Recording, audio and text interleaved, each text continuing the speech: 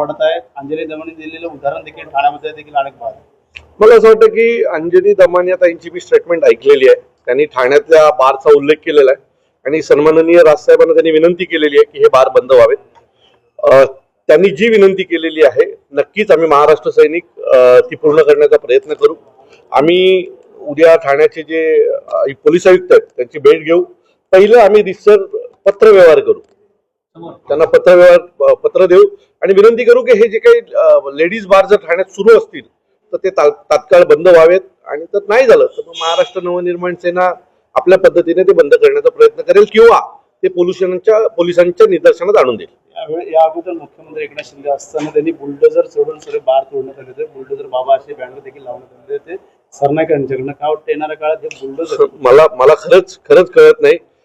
ठाण्याचे मुख्यमंत्री होते आपल्या, बरोबर आहे ना. तो ठाण्याच्या मुख्यमंत्र्यांच्या आदेशाला पाळलं जात नसेल तर हे खेदाची गोष्ट आहे.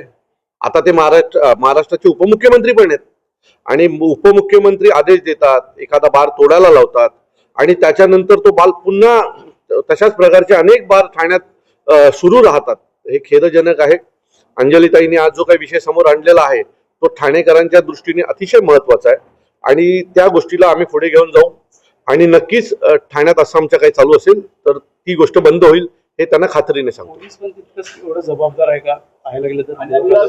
गेल्या वेळेस जी कारवाई सुरू झाली होती आझादुर्ग जे हॉटेल असतील त्याच्यावरती, आता ते हॉटेल देखील नाव बदलून सर्वच त्या ठिकाणी पुन्हा सुरू आहे. मी तेच म्हटलं की माननीय माजी मुख्यमंत्री आणि आताचे उपमुख्यमंत्री यांनी आदेश देऊन जर त्यांच्या आदेशाचं पालन होणार नसेल तर नक्की मग ठाण्यात आदेशाचं कोणाच्या पालन होणार आहे? सर्वोच्च पदावर असलेल्या माणसाच्या आदेशाचं पालन होणार नसेल तर मग आम्ही कायदा हातात घेऊ आणि कायदा हातात घेऊन आम्ही पुढे जाऊ. कधीपर्यंत पत्र हे पोलीस स्टेशन आम्ही उद्याच्या उद्या पोलीस आयुक्तांना आमचा पत्रव्यवहार होईल आणि मला खात्री आहे की त्यांच्या मार्फत हे सगळं बंद होईल आणि जर नाही झालं तर आम्ही आहोतच महाराष्ट्र सैनिक.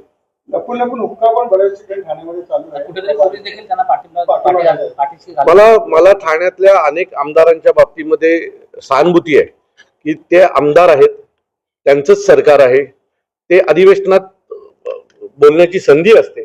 सगळ्या गोष्टी असून जर या गोष्टी बंद होत नसेल तर नक्की राज्य कोणाचं आहे या ठाण्यावर?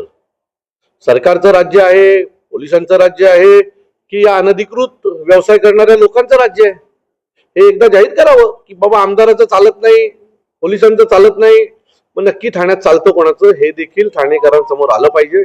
जर आमदार एवढ्या वेळा ओरडून जर ठाण्यातले हुक्का पार्लर बंद होणार नसेल तर परत सांगतो की हे मग खूप धोकादायक आहे ठाण्याच्या भविष्यासाठी. धर्मवीर चित्रपटामध्ये एकनाथ शिंदे यांची एक भूमिका दाखवली गेलेली आहे की बार फोडताना, लेडीज बार फोडताना.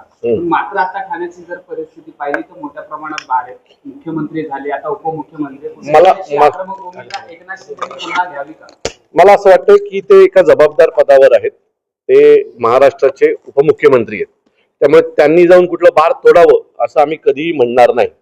पण त्यांनी जर डोळे मिटले आणि आम्हाला संधी दिली तर त्यांनी त्यावेळेला केलेलं काम आम्ही यावेळेला पूर्ण करू.